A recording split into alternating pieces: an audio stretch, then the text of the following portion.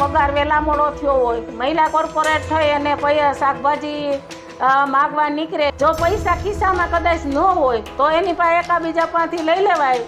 અને બેન ટેન્ડિંગના ચેરમેન મહિલા જ છે તો એની પાસેથી લઈ લેવાય. એ તો સધડ છે બેન. ચંદ્રિકાબેનને હું કહું છું, પૈસા ઘટતા હોય તો કોઈ આડાવડા કરી માગી લેજો અથવા અમને કહેજો. મંજુલાબેન પણસારા, કોર્પોરેટર, વોર્ડ નંબર 4. મેં કાલે એક મારી સામે વિડીયો આવ્યો, મેં મહિલા કોર્પોરેટર ચંદ્રિકાબેન રાખસિયાનો ભાજપના કોર્પોરેટરનો વિડીયો જોયો કે એ બેન કરિયાવડમાં શાકભાજીવાળા પાસેથી શાકભાજી ઉઘરાવે છે. આ તો અમે કંઈ નિયમ જોયો નથી. અમે કોંગ્રેસમાંય કોર્પોરેટરો છે, ઘણા મહિલાઓ છે, ઘણી મહિલાઓ છે, પણ અમારી કોંગ્રેસની મહિલાઓ ક્યાંય કોઈ શાકભાજી ઉઘરાવા નથી ગઈ કે શાકભાજીવાળાની રેકડીએ શાક લેવા જાય મફતમાં અને નકર તમારી રેકડીઓ ઉલારી નાખશું.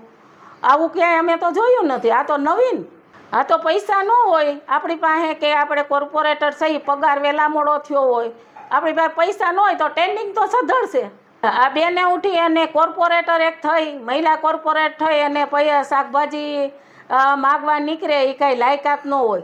જો પૈસા ખિસ્સામાં કદાચ ન હોય તો આપણે ઘણી ભાજપમાં તો ઘણી બહુ મોટી સંખ્યામાં મહિલાઓ છે તો એની પાસે એકાબીજા પાસેથી લઈ લેવાય. અને બેન ટેન્ડિંગના ચેરમેન મહિલા જ છે તો એની પાસેથી લઈ લેવાય. એ તો સધડ છે બેન.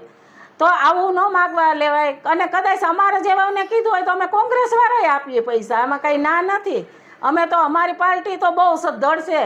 અને બેન તો મને શિખામણ દેતા હતા બોર્ડમાં કે બેન તમે વ્યવસ્થિત બોલો, તો મેં તો કોઈને તુકારે નહોતા બોલાવ્યા. તો હું કોઈક પાસે શાકભાજી લેવાય નહોતી ગઈ મફતમાં કે ભાજપવાળા ટકાવારી ત્યાં હોય, પૈસા દે પછી જ કામ થાય, ત્યાં સુધી કામ ન થાય. આવું તો પાર્ટીમાં હાલે છે. એ તો અમે ઘણા ઠેકાણા સાંભળ્યું છે. ચંદ્રિકાબેનને હું કહું છું કે ગરીબ માણસો બિચારા માંડ પૂરું કરતા હોય એવાઓને ન હેરાન કરાય.